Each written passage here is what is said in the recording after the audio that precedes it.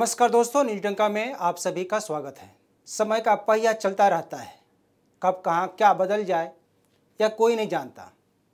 हाँ, उसके लिए मजबूत इच्छा शक्ति होना जरूरी है।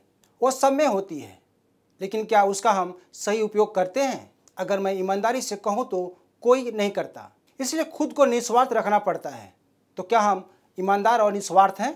यह सवाल जब किसी से किया जाएगा तो अटपटा लगेगा, क्योंकि यह हर किसी के विश्वसनीयता पर सवाल खड़ा करता है। यह उस व्यक्ति के चरित्र से जुड़ा हुआ सवाल है जो उसको कवच देता है। तो इस सवाल का जवाब खुद ढूंढिए और उस कसौटी पर खरे उतरने की कोशिश करें। बहरहाल, आज पीएम मोदी का जन्मदिन है। मुझे लगता है कि आज वह भारतीय राजनीति में एकमात्र ऐसे नेता हैं जो देश के साथ विदेशों में लोकप्रियता चरम पर है। कुछ लोगों को यह बातें नागवार लगेगी, लेकिन यह सच्चाई यही लोग किसी को भवन में मित्रों के साथ शेयर करते हैं। वैसे उनका विरोध पहले होता आ रहा है, लेकिन 2013 पीएम पद का उम्मीदवार बनाए जाने के बाद ज़्यादा होने लगा। वे लगातार दूसरी बार पीएम की कुर्सी संभाल रहे हैं। पीएम मोदी अपने कार्यकाल में ऐसे कई योजनाओं का ऐलान किया जो देश के लिए गेम चेंजर साबित हुई। इसमें स्वच्छ Bharat mission, digital India, make in India, Ujjwala, शौचालय और जन धन आदि योजनाएं ऐसे हैं जो देश को एक नई पहचान दी, एक नई उड़ान दी। जिन भाई बहनों ने कभी बैंक का मुंह तक नहीं देखा था, आज वे अपने कुछ बचत के पैसे उन बैंकों में जमा करते हैं। यह इच्छा शक्ति की बात है, नेतागिरी या राजनीति की नहीं।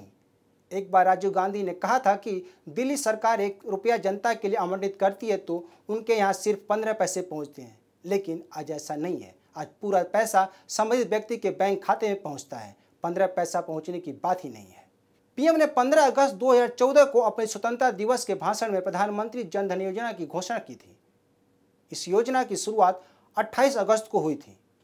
कहा जाता है कि इस योजना में गरीबों को गरीबी से निकालने का सबसे बड़ा साधन है। एक समय था जब बैंकों में उसी का खाता होता था जिसके पास पैसे होते थे, लेकिन आज ऐसा नहीं है। जो गरीब और हाशिए पर चले गए बैंक खाते के बारे में सोच नहीं सकते थे, लेकिन आज पीएम मोदी की जन धन योजना से आज उन गरीबों के पास बैंक खाते हैं। उसमें हजारों लाखों रुपए हैं जो भारतीय अर्थव्यवस्था को मजबूती दे रहे हैं। इस योजना का उद्देश्य समाज के उन गरीब और हाशिए पर खड़े लोगों की बैंकिंग प्रणाली से जोड़ता है।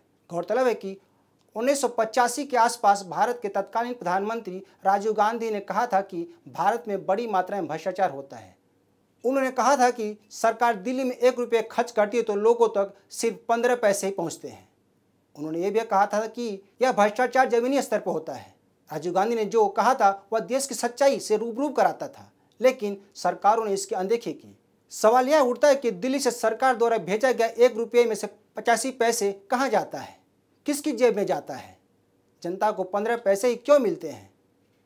इस स्थिति को खत्म करने के लिए पीएम मोदी ने कोशिश की। उन्होंने इस पर राजनीति नहीं की। वो जनता और समाज के लिए जन धन योजना शुरू की। यह योजना किसी धर्म जाति के लिए नहीं थी, सभी के लिए है। आज देशवासियों के खाते में सीधे पैसे पहुँचते हैं। आज अगर दिल्ली से लोगों के लिए 1 रुपये दिया जाता है तो उनके खाते में 100 पैसे पहुंच जाते हैं। जन धन योजना का मुख्य उद्देश्य देश के सभी लोगों को भारतीय अर्थव्यवस्था से जोड़ना था। इस योजना के जरिए देश के गरीब तबके को बैंकिंग प्रणाली से जोड़ना है। 2022 के आंकड़ों के मुताबिक इस योजना के तहत अब तक करीब 46.56 करोड़ लोगों के खाते खुल जा चुके हैं। ग्राहक इस खाते को जीरो बैलेंस के साथ खोल सकते हैं। खास बात यह है कि अगर आपके जन धन खाते में जीरो बैलेंस है तो भी आपको बैंक से 10,000 रुपये तक की सहायता मिलती है।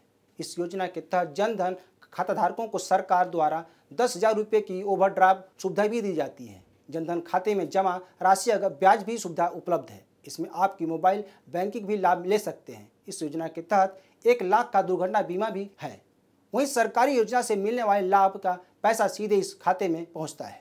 कोरोना के दौरान केंद्र सरकार द्वारा नागरिकों को दी जाने वाली वित्तीय सहायता में यह योजना काफ़ी महत्वपूर्ण साबित हुई और लोगों के खातों में सीधे पैसे जमा हुए।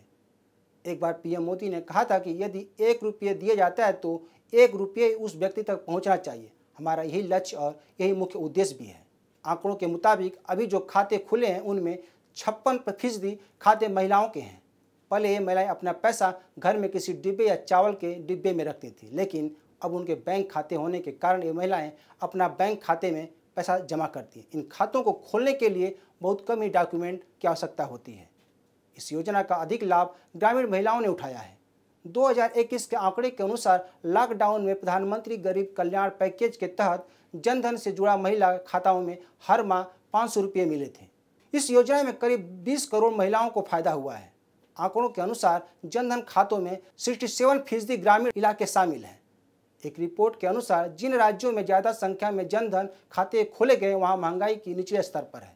इसके अलावा ग्रामीण महाजनों के जाल से बाहर निकल रहे हैं। रुपये कार्ड होने से डिजिटल बैंकिंग भी ग्रामीण के लिए आसान हो गई है।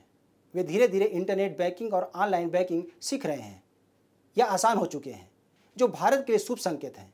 तो दोस्तों, आज के लिए बस इतना ही। यह वीडियो अच्छी लगे तो शेयर, लाइक और कमेंट जरूर करें। ताज़ा खबरों के लिए न्यूज़ टाइम का ऐप को डाउनलोड करें। हमारे YouTube चैनल को सब्सक्राइब करें। धन्यवाद।